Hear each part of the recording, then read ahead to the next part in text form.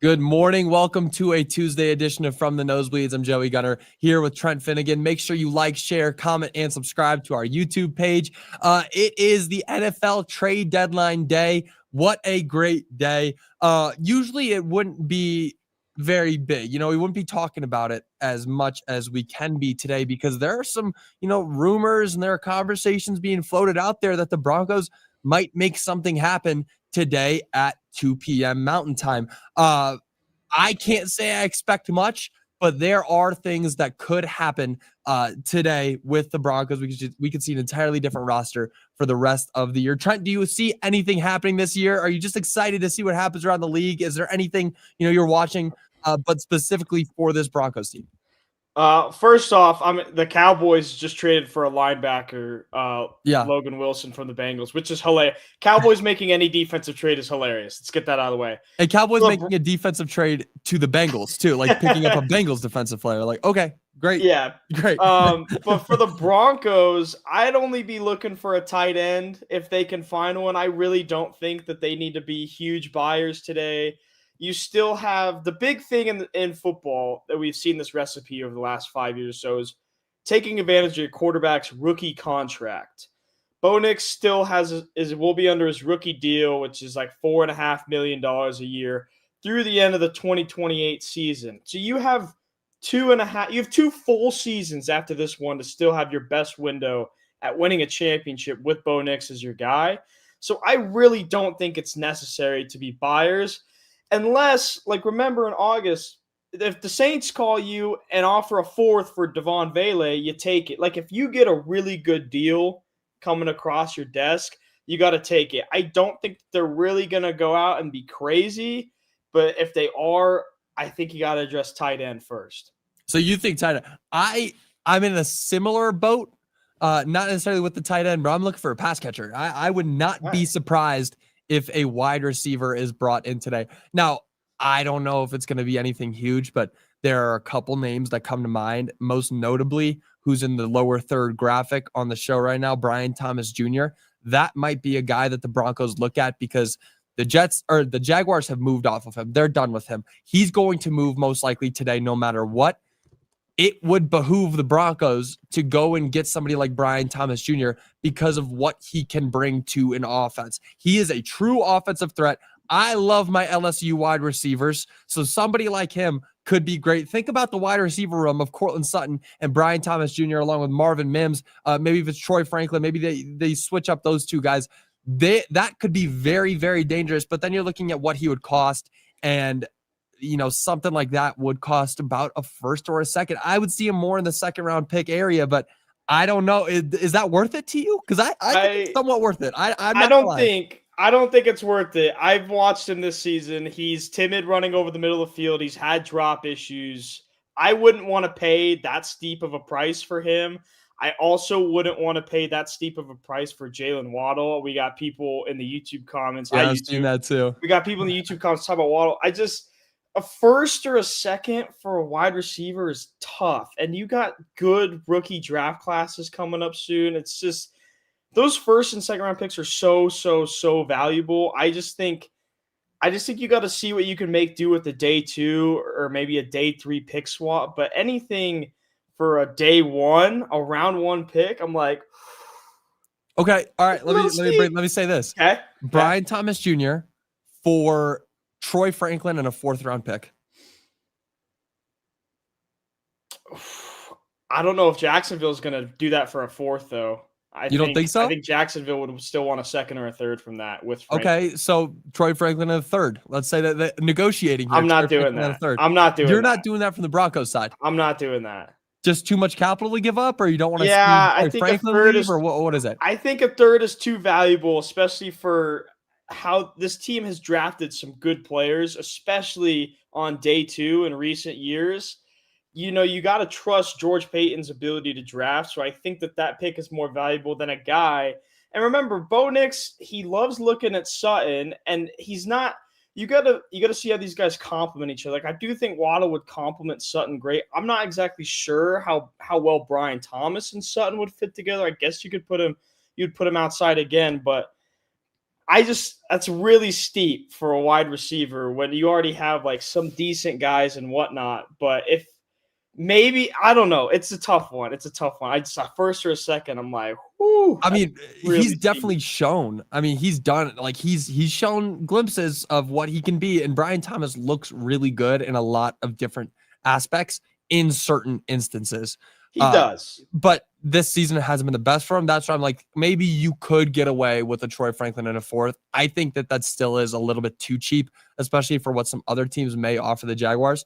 Another wide receiver, Rashid Shaheed. That one might be a little, that under the table. Like, hey, Sean Payton loves the Saints. Rashid Shaheed is on the block. He might be a target that the Broncos are looking at. What do you think is too expensive for him? Is that something that you could get for maybe just a third-round pick? I wouldn't hate that. That one is a better deal. Also, the Jaguars, like, I don't know.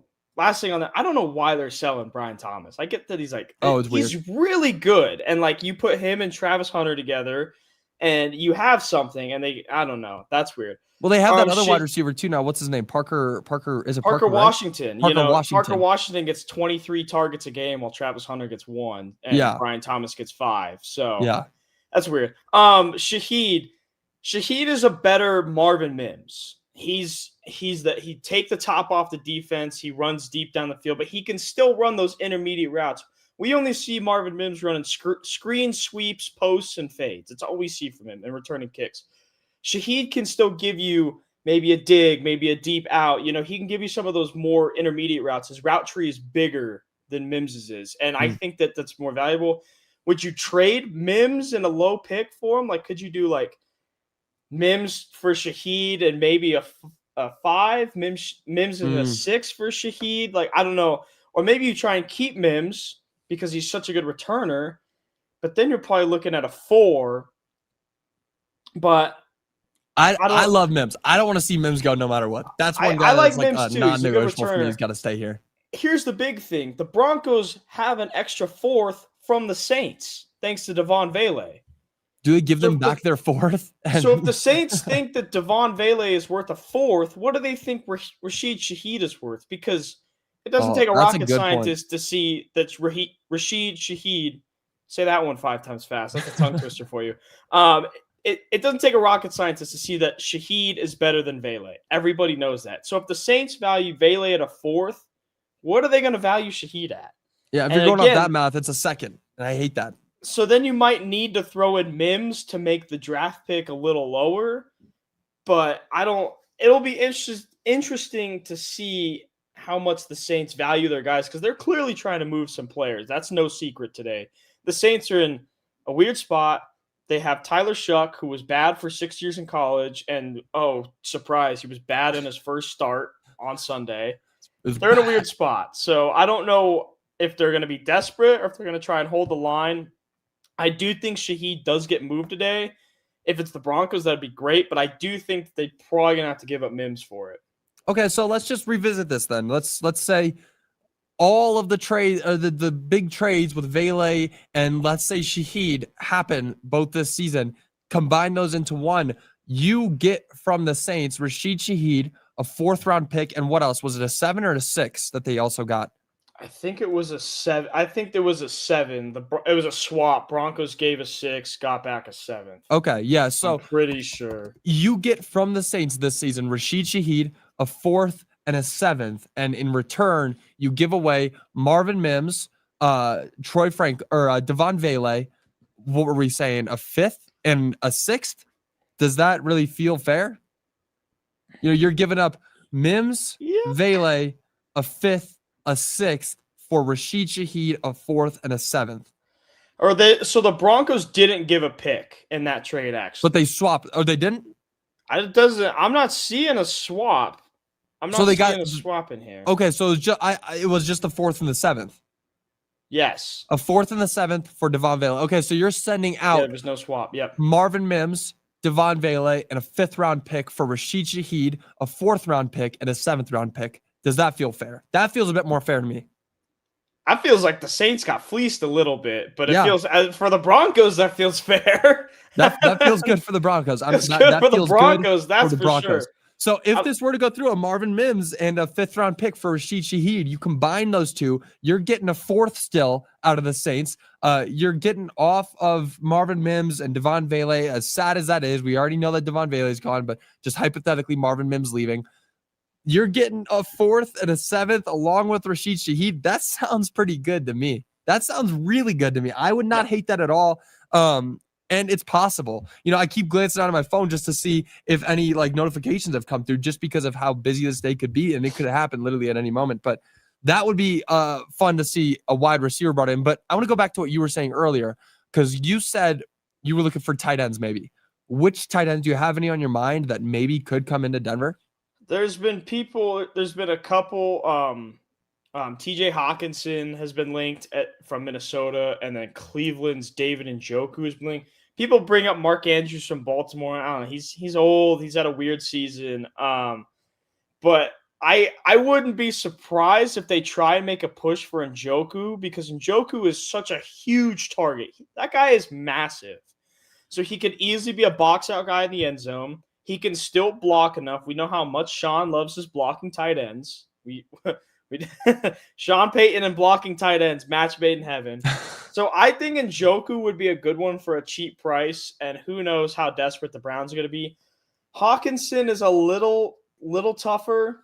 I think he's really talented, but then my thing is, how would him and Evan Ingram coexist? So I would probably lead Njoku, who could step up into where Adam Troutman is now, as kind of a nice hybrid blocking and pass catching tight end. And I think that you could get away with getting him for cheap. And then him and Ingram could still coexist. I just think if you have Ingram and Hawkinson on the field, I don't know how much you're going to be able to run the ball with those two. So that's where I would lean Njoku. But Hawkinson, there have been some murmurs of Hawkinson's name in Denver.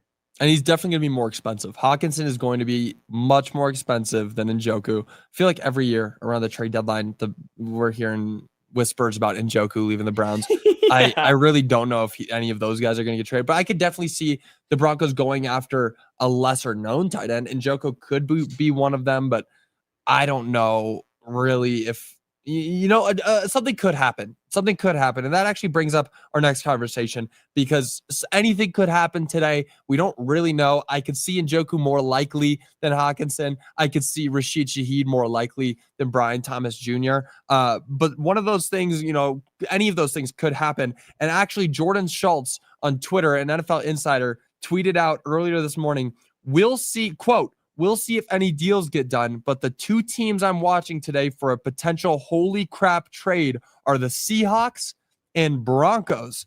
That is something, when I came into the show, when I was ready, getting everything ready, I wasn't thinking that anything big was going to happen. Yesterday I wasn't thinking that anything big was happening.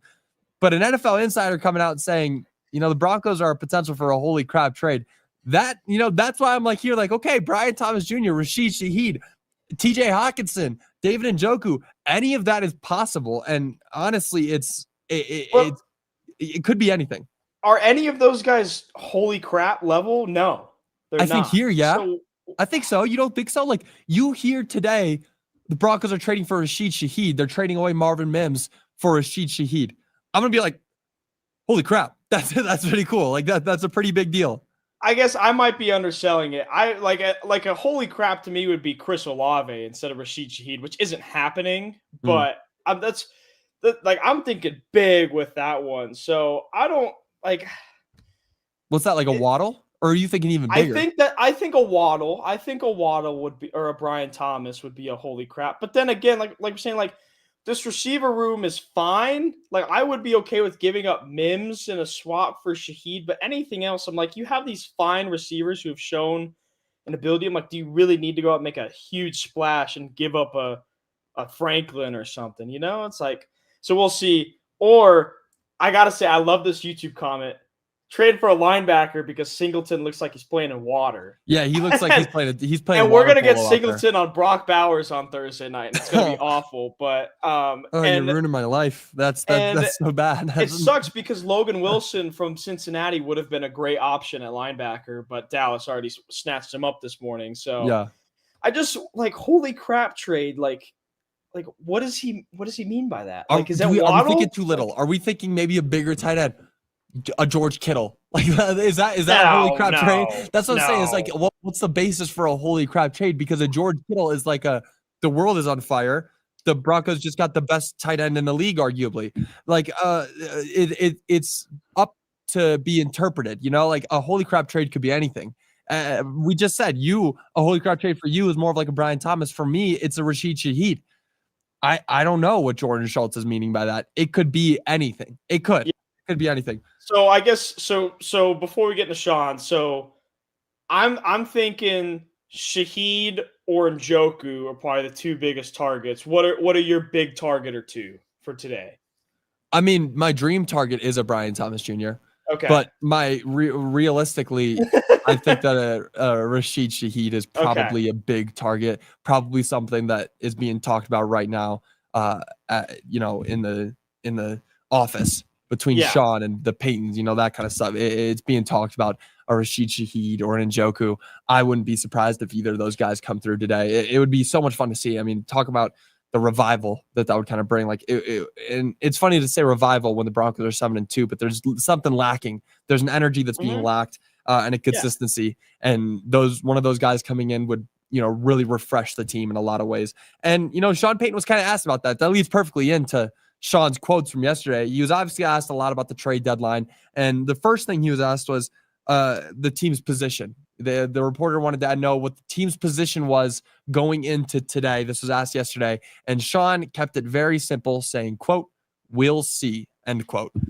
Thanks, Sean. Really gave us a lot with that one. We'll see what the team's position is tomorrow. Does it take you one day to figure out, hey, we might want Rashid Shaheed? He woke up this morning and was like, oh, okay, it's going to be Brian Thomas Jr. That's where I'm thinking. Come on.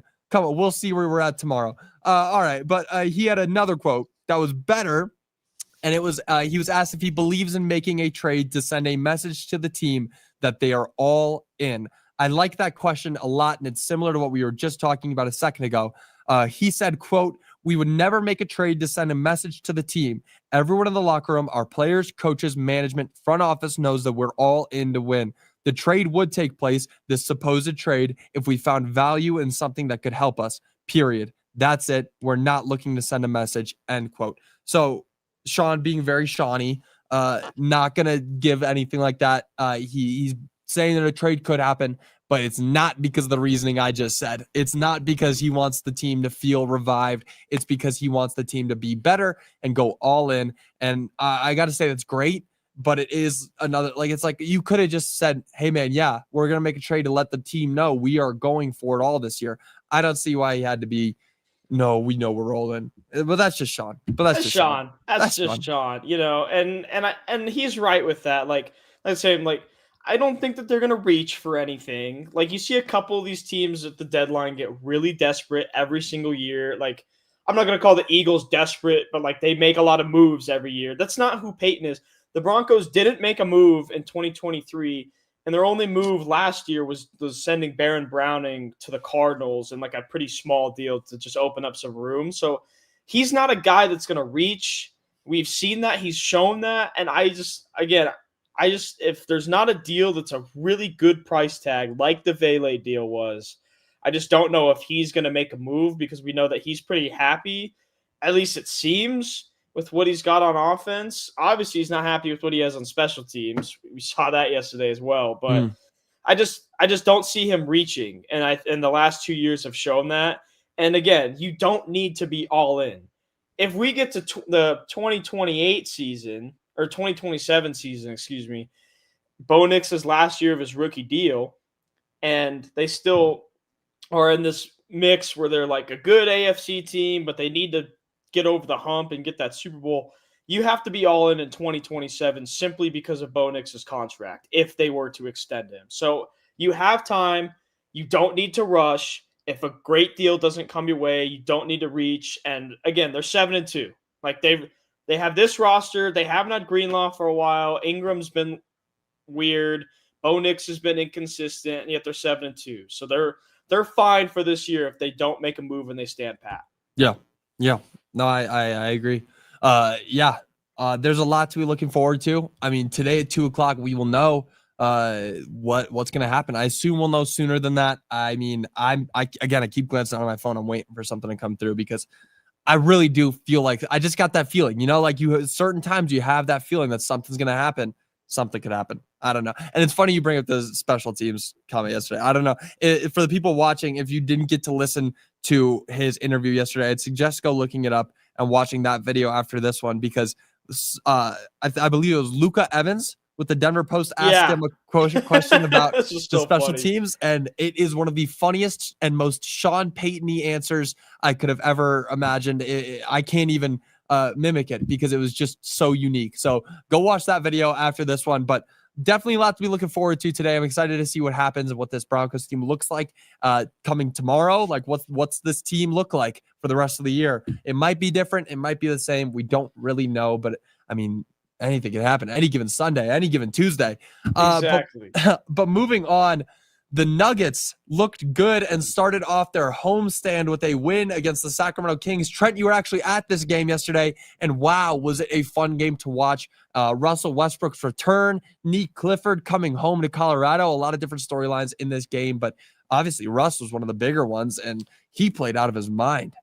Yeah, 10 for 17, 26 points, 12 rebounds, 6 assists, 2 steals, 6 turnovers. Yeah. Good Russell Westbrook game. Great one. Like every Nuggets fan, and you had to know that he had this one circled on the calendar and he was going to play a little better.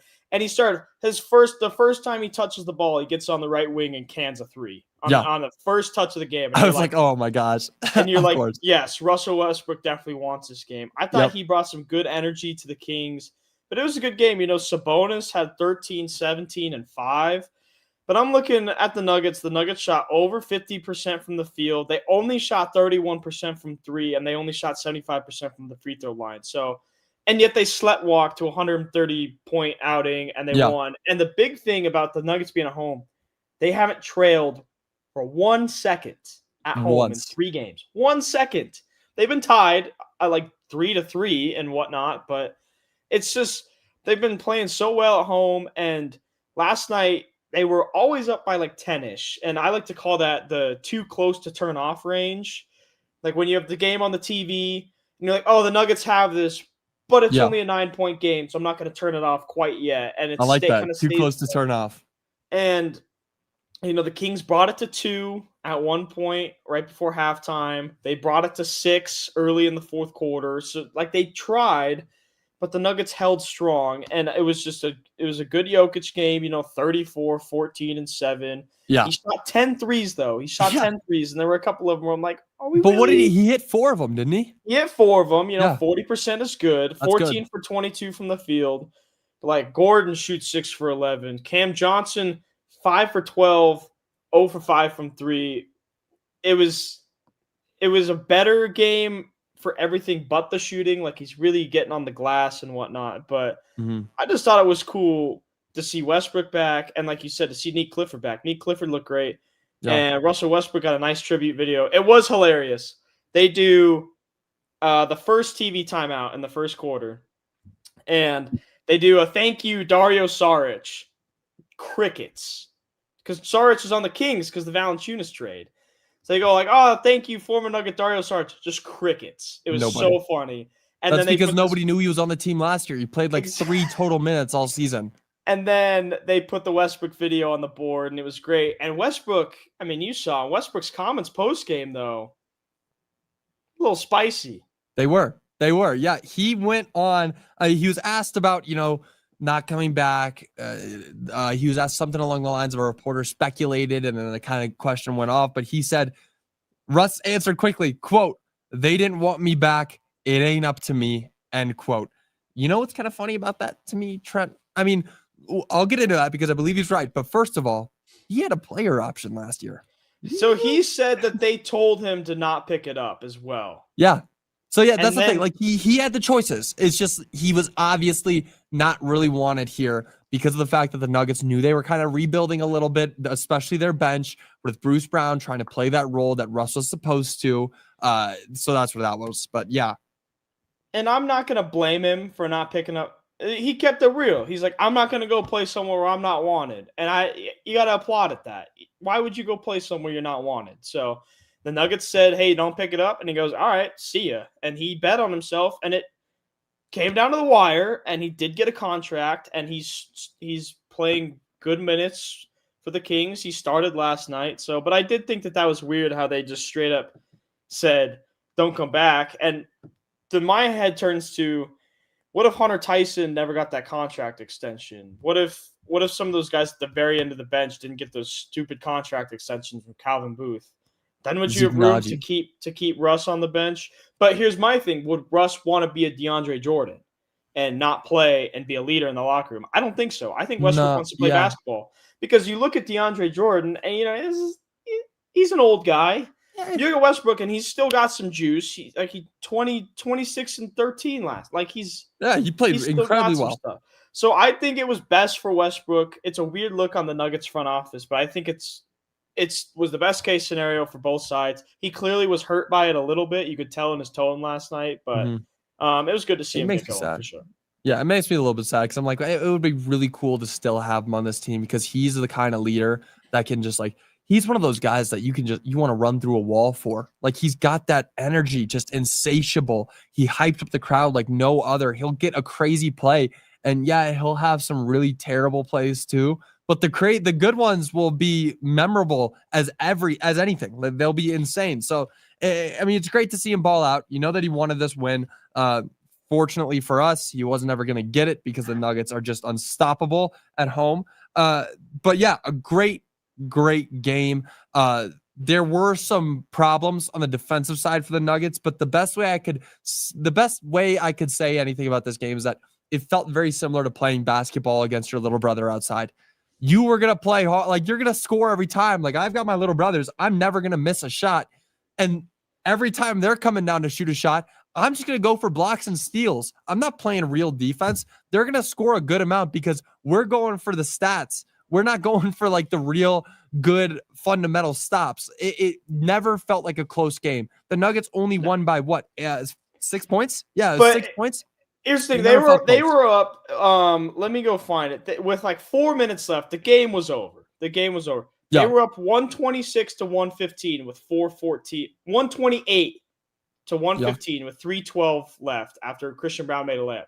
And everybody starts leaving Ball Arena. And I'm never going to leave a sporting event early. I don't care how much a team is winning or losing.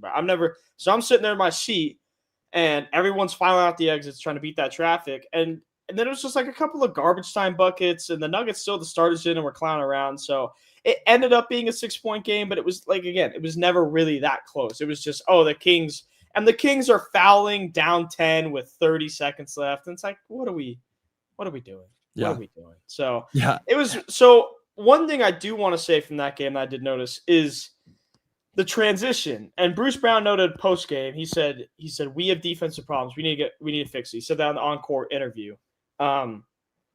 This team was very bad at stopping the ball in transition last night. They kept backpedaling. And when you're going up against Westbrook, LaVine, and DeRozan, 3 guys who can fly down the field, you have to stand your ground and stop the ball. They let up way too many fast break layups on it. And then one other thing, it was a big difference from, I've been in this arena plenty of times, and I'm so used to how Michael Malone goes about his game. With 10 minutes in the third quarter, so just 2 minutes in, the Nuggets let up a quick burst from the Kings because their defense was a little lazy.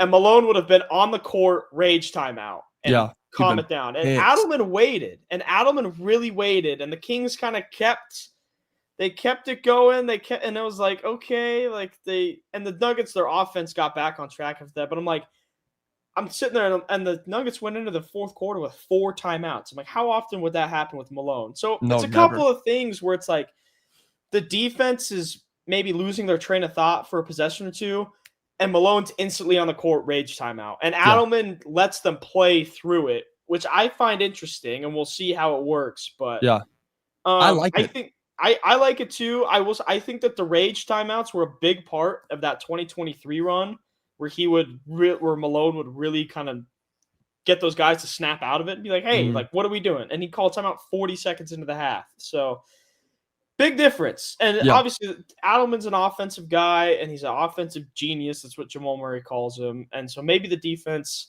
it's going to take a time. But seeing how easy Sacramento's transition buckets were at times last night, I was like, ooh, so that's and obviously it's early, and the Nuggets weren't fully locked in at times. But that was one thing where I was like, hey, like that can't happen in April if you want to win a title. Yeah. It feels like you're about 8 games into the season, the way the Nuggets are playing. Yes. They were just kind of playing like, we know where we're going to be. You don't really start picking it up until mid-season where you're like, all right, let's make our run. But about Adelman, I really like that he was just letting the guys play, because you're never going to be able to build momentum and really find your groove if you're getting subbed out after 2 minutes of poor play. He let those guys especially in the second quarter is what I'm really referencing. The Kings went on a little bit of a run. He let the backups play for like 7.5 minutes. Like he let them play for the most of the second quarter, all throughout the half of the quarter. So they played well. They got into that groove, and that's because Adelman trusts them to just stick it out and find their groove as backups. He trusts this backup unit, and honestly, I do too. And another really notable thing about that game yesterday was how quickly the Nuggets were getting into the bonus. It seemed like every single quarter the Nuggets were getting into the bonus because they were attacking the rim and forcing the Kings to foul. It was really great to watch how hard they were attacking and how they were putting themselves in a better position to win, because they were forcing the Kings to make very bad mental errors that let the Nuggets get into the bonus early in each quarter. I thought that was really prevalent yesterday watching them play like that. I don't know if it was as prevalent there, but it definitely seemed prevalent here. And what else was prevalent there were 3 refs who were like, usually they'll show the refs and you're like, oh, we got Tony Brothers, oh, we got Ed Malloy. Like, it was 3 randoms, and I didn't recognize any of them. And then like in the third quarter, they started making a couple questionable calls. I'm like, all right, like let's get these November refs out. I'm like, give me the playoffs back. Like, like people make fun of Tony Brothers and those guys because they have some beef with Jokic in the past. Those guys ref in the playoffs for a reason. These November refs are trash. So that's the worst part about November basketball for sure. But good win. Good win. Obviously, you're going to always have things to clean up, but wire to wire, still haven't trailed at home in 3 games. You got to be happy with that. And you got the Heat tomorrow, and you got the Warriors on NBA Friday. Cup. So, and the Pacers. good week coming up. The last year's finals contenders who look like a completely different team. But let's read some of your guys' comments today because I've seen a lot of them. But before we do that, I don't know if you guys saw during the show, Jacoby Myers from the Raiders was just traded to the Jaguars for a 4th and a 6th round pick. Yes, to the Jaguars? Okay. To the Jaguars. So now Brian Thomas is a little bit more on the table for the Broncos. Am I wrong in believing that? Interesting. Yeah. Right? So it's really interesting. Just happened a couple minutes ago. I saw it pop up. I was like, that's why I was like, I got to keep looking over at my phone to see like what's going on. But yeah, I believe it was a 4th and a 6th round pick the Jaguars sent to the Raiders for Jacoby Myers. So, and obviously Travis Hunter, they don't expect him to be out long. So I guess, is that a stopgap for his injury? And they just using him on a rental? Are they going to pay Jacoby Myers? Or is it they're planning on moving off of Brian Thomas Jr.? I mean, hey, anything could happen. What it looks, but then I'm thinking like, okay, would the Raiders willingly trade away their wide receiver if they knew that it was going to benefit the Broncos in any way? You know what I mean? No, that's why they didn't trade him here. They would have traded him here, but since they're that's what I mean. Like they trade him to the Jaguars, and if there's really a conversation about Brian Thomas coming to the Broncos, it was Jacoby Myers that like, okay, we're looking for a sub in for Brian Thomas Jr. That's where my mind's going with it. I don't know. So many ways with this. That could also mean, hey, the Jaguars are finally doing what they should and playing Travis primarily at corner, and then throwing him in on 3rd and 10 on offense, which is what they should have been doing this entire time. Maybe that's what it could mean. Maybe they're just trying to load up on the offensive assets. Maybe they are trying to move Brian Thomas, but they have to pay Myers. Myers is a free agent after this year. So right now that's just a rental. Yeah. So they're either going to have to pay him or interesting move. Interesting. Yeah, that could maybe mean something for Brian Thomas. Maybe it means Travis Hunter's going to go play corner more. You could go a couple of different ways from that, but I guess it's a first. I wouldn't call that. Would you call that a holy crap trade? Maybe because of its proximity to the AFC West. Like maybe because it's like, okay, now the Raiders are going to be without Jacoby Myers for this upcoming game on Thursday. That's where my mind goes specifically for the holy crap. But no, not at all. Like Jacoby Myers for a 4th and a 6th isn't a holy crap trade. I mean, we'll definitely see some today. We'll see some later, like throughout the day. But this is just like a little taste of what's to come. It is cool though. I mean, it's definitely the biggest thing we've seen so far. But that's huge for Thursday because That's what I'm saying. Yeah. he led the Raiders in catches and yards. Yeah. And for which obviously Bowers is different, and we're still gonna have to watch Alex Singleton cover Brock Bowers for some reason. But for the corners, you're out Surtain. Riley Moss had an ankle injury yesterday in the estimated practice report. So that's huge that they don't have Myers out there now. What, you're gonna have 80-year-old Tyler Lockett going up against you? Like that's a big boost for a game the Broncos already should win. So yeah. But let's read some of you guys' comments today. The only positions I would pay for is a tight end and offensive lines. Trying to know you were thinking tight end. I'm all in on wide receiver. I would be so happy if they got a wide receiver. Maybe I'm just a skill positions fan, but I don't know. And I've seen stuff that they've heard calls for depth O-line, especially with Ben Powers. So maybe they could bring in a backup guard, a backup tackle, or something. A depth line, getting a trade for a depth lineman would be good as well. I like that. Yeah. Roy, always good to see you, Roy. Good morning, Joey and Trent. I don't think the Broncos will make any moves. They'll probably make a couple. I don't know if they'll make any big ones, but they'll probably make a couple. I don't know. Do you see them not making anything? Like, is that on the table too? Like, just not doing anything? Yeah, 100%. It could. Yeah. I mean, it's possible. It's possible. I mean, knowing the Broncos, actually, it could be likely. Smash that like button and share. What Clayton said, smash the like button, share, subscribe, follow us, hit us with some comments. We love seeing all you guys' comments in here. Waddle is coming. That's that would be a holy crap trade. That would be a holy crap trade, definitely. Broncos will do the same thing that they did last season at the trade deadline, and that's nothing. I could see it. It's possible. Sean is not giving up a first and more for Waddle. You think it would have cost more than a first-round pick for Waddle? Ooh, it could. It could.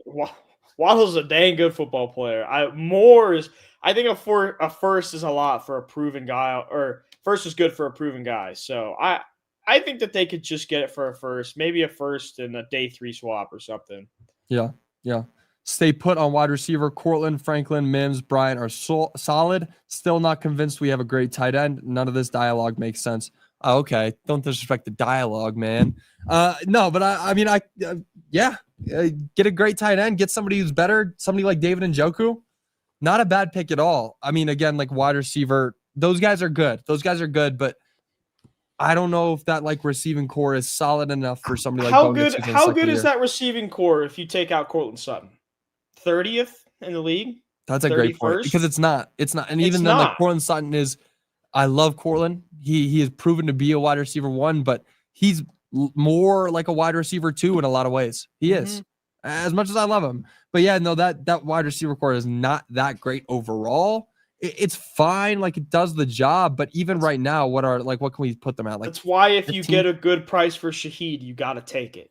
You can't reach for him, but if you get a good price for him, you got to take it. Yeah, no, I agree 110%. Let's see another one. Let's go get Waddle from the Dolphins. Waddle's really up there. That would be the biggest trade of the day, around the league, honestly, probably. If Jalen Waddle was to come to Denver, that would probably be the biggest trade of the day in the NFL. That would be cool. It'd be really cool to see. If we were trying to win a Super Bowl now, we have to make a move. It would help.